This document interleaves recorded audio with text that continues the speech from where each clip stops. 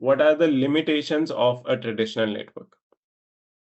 To explain you that, I'll take a quick small example here where we will assume that we have an ISP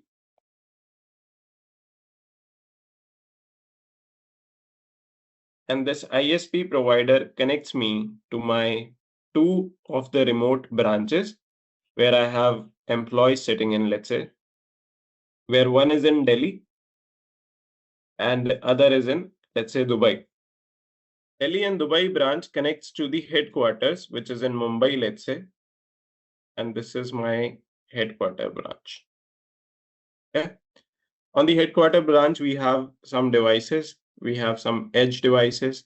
Then we have some firewalls. We have some layer 3 devices.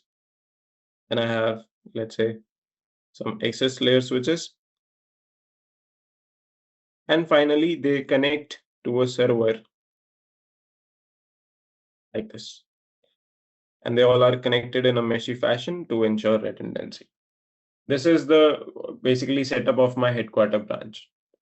Now, on the server, I am assuming that I have a virtual machine number 1 and virtual machine number 2, which is hosting some applications for my Delhi and Dubai branch employees. Now, to make these applications accessible by Delhi and Dubai branch employees and also to manage things appropriately here on headquarters, I need various configurations. Do you all agree? What type of configuration do we need here? Can you suggest me what protocols could be required? We can say a lot of configuration would be there required to manage the setup, right? For Yes. example, like some of the things which you mentioned, let's say first of all, uh, let's say I'm assuming that we have certain tunnels. So there would be some GRE or IPsec tunnels. There will be a routing protocol BGP. There will be some IGP protocol running in like OSPF or EIGRP, right? Then there can be some VLANs. If these are two different applications, let's say I'm assuming that I want to keep them in different VLANs. So there will be some VLANs, there could be some inter-VLAN implementation, inter-VLAN routing implementation, right? Because they are part of different subnets. So subnetting also I'll have to perform a little bit. Then there will be some sub interfaces which will allow me to configure the inter-VLAN routing. And let's assume that between those sub interfaces, I'm also implementing, or let's say between the physical interfaces, I am implementing the FHRP protocols like HSRP, PRRP. Then there can be some access control list to permit or deny certain type of traffic. There can be some NAT rules, which probably could be translating my IP addresses, and then so on, right? There can be a lot of the other configurations also. This all looks fine, right? And we have been working with the networks with this particular approach for decades. I do not see any problem here so far, right? But let's say now we have to make a change, okay? Altogether, you have got a requirement where you have to host another application on a virtual machine number 3. Okay. So virtualization isn't really a very hectic task. It's probably a task of hardly few minutes.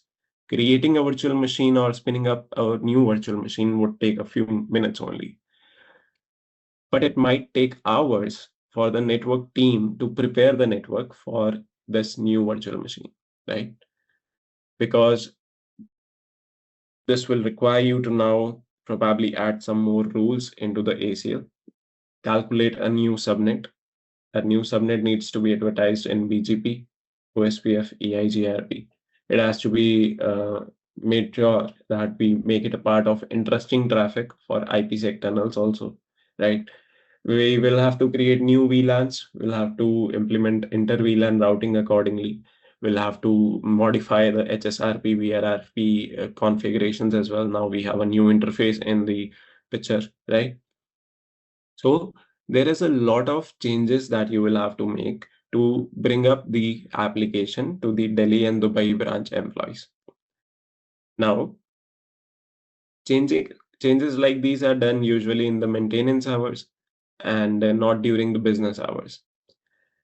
Let's say when you are making these changes, you make a mistake, which is a very much of a possibility, right? Why is it a possibility? First of all, because see, there are multiple devices, and every device here in this scenario is holding its management plane, control plane, and data plane. As a result to that, you have to configure each one of the device one by one manually by yourself. And this manual process is first of all, going to be a very slow one, and is also something which is which can lead to human errors, because a human has to do so much of the repeated configurations everywhere and manage all these various devices one by one individually. There is a possibility that that person might make a typo or somewhere end up making up some mistake, and that mistake can even bring down the whole connectivity sometimes, and would require you to extend your maintenance window.